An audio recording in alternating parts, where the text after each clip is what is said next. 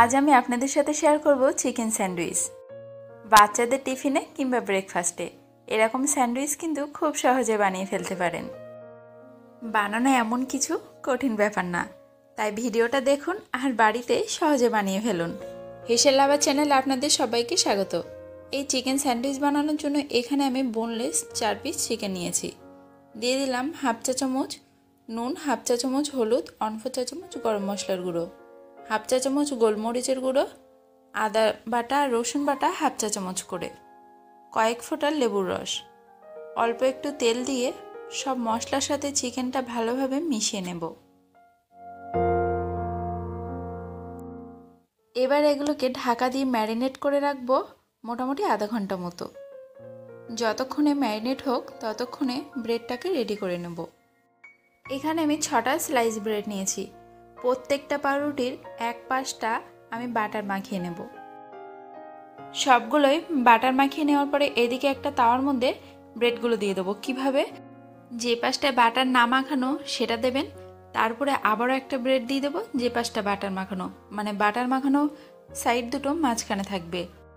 যেহেতু sandwich maker সবার বাড়িতে থাকে না, তো স্যান্ডউইচ মেকারের মতো হবে কিভাবে বানালে সেটাই কিন্তু আমি শেয়ার করছি। হালকা হাতে কোনো কিছু একটা চাপা দিয়ে এভাবে আলতো করে চেপে দেবেন এপিট ওপিট করে, তাহলে কি হবে, ব্রেড দুটোর এক পাশটা কিন্তু ভালোভাবে টোস্ট হয়ে যাবে। সবগুলো একইভাবে সেঁকে নেওয়ার পর প্রত্যেকটা ব্রেড কিন্তু খুলে খুলে রেখে দেবেন। এবার এদিকে চিকেনটা রেডি করার জন্য একটা ফ্রাইং প্যানে অল্প একটু তেল দিলাম। চিকেনটা দিয়ে ঢাকা দিয়ে রাখবো 10 মিনিট মতো, মিডিয়াম টু লো আছে। তারপর ঢাকাটা তুলে উল্টে দিয়ে আবারও ঢাকা দিয়ে রাখবো 5-7 মিনিট মতো। এই সময় গ্যাসের আঁচ মিডিয়াম টু লো রাখবেন।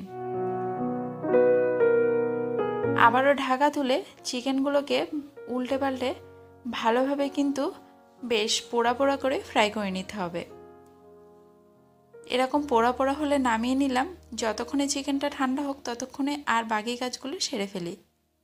একই ফ্রাইং প্যানে অল্প একটু তেল দিয়ে 7-8 পিস রসুনের কোয়া কুচি করে নিয়েছিলাম সেটা দিলাম। একটু নাড়াচাড়া করার পর অল্প এক টুকরো আদা কুচনো দিলাম। হাফ কাপ গাজর কুচনো, গাজরটাকে একটু এরকম গোটা গোটা করে কুচিয়ে নেবেন। একটু নাড়াচাড়া করার পর এর মধ্যে দিয়ে দিচ্ছি 2টো মিডিয়াম সাইজের পেঁয়াজ কুচনো। পেঁয়াজগুলোকে একটু গোটা গোটা করে কাটবেন। দিয়ে দিচ্ছি স্বাদ মতো নুন। নুনটা খুব অল্পই ব্যবহার করবেন, কারণ যেহেতু চিকেনেও আমি নুন ব্যবহার করেছি। একটু নাড়াচাড়া করার পর লো আঁচে দিয়ে ততক্ষণে এদিকে চিকেনটাকে কেটে নেব। চিকেনগুলোকে কুচিয়ে নিন এদিক ওদিক যেভাবে খুশি। এবার পেঁয়াজ আর গাজরের মধ্যে চিকেনটা দিয়ে দিলাম। দিয়ে দিচ্ছি একটা মিডিয়াম সাইজের টমেটো কুচনো, হাফ চা চামচ চিলি ফ্লেক্স, হাফ চা চামচ অরিগানো।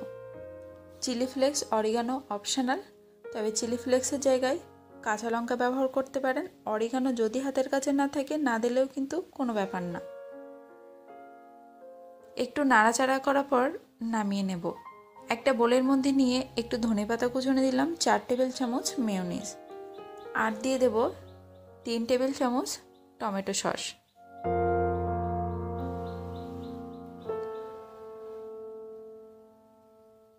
এবার এই সব উপকরণগুলোকে খুব ভালোভাবে কিন্তু মিশিয়ে নিতে হবে।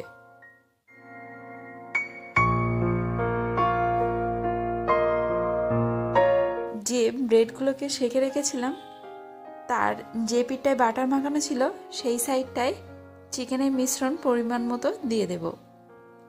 দিয়ে ভালোভাবে এরকম মাখিয়ে নিন, একটু চেপে চেপে দিয়ে দেবেন। তার উপরে আবারও বাটার মাখানো সাইডের একটা ব্রেড দিয়ে দিলাম। আলতো হাতে চেপে নিয়ে এগুলোকে আবারও সেঁকে নেব। সবগুলো আগে বানিয়ে নিচ্ছি। তাওয়ার মধ্যে একটু বাটার দিয়ে দিলাম।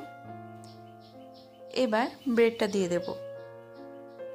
ব্রেডটা দেওয়ার পর একদম লো আঁচে বেশ কিছুক্ষণ সময় নিয়ে এপিট ওপিট করে সেঁকে নিন। দু সাইডটাই কিন্তু বাটার মাখিয়ে নেবেন। যদি লো আঁচে করেন তাহলে কি হবে, এই সাইডটা খুব ভালোভাবে কিন্তু টোস্ট হবে। এভাবে স্যান্ডউইচ বাড়িতে ট্রাই করে দেখবেন, খেতে কিন্তু দুর্দান্ত। কারণ এভাবে যদি ব্রেডগুলোকে রেডি করে নেন, এর ভিতরটা হবে একদম সফট আর বাইরেটা বেশ ক্রিসপি। খেতে কিন্তু বেশ দারুণ লাগবে। কেমন লাগলো আমাকে কমেন্টে জানাবেন। ভালো লাগলে অবশ্যই চ্যানেলটিকে সাবস্ক্রাইব করবেন কিন্তু। দেখা হবে পরবর্তী নতুন ভিডিওতে।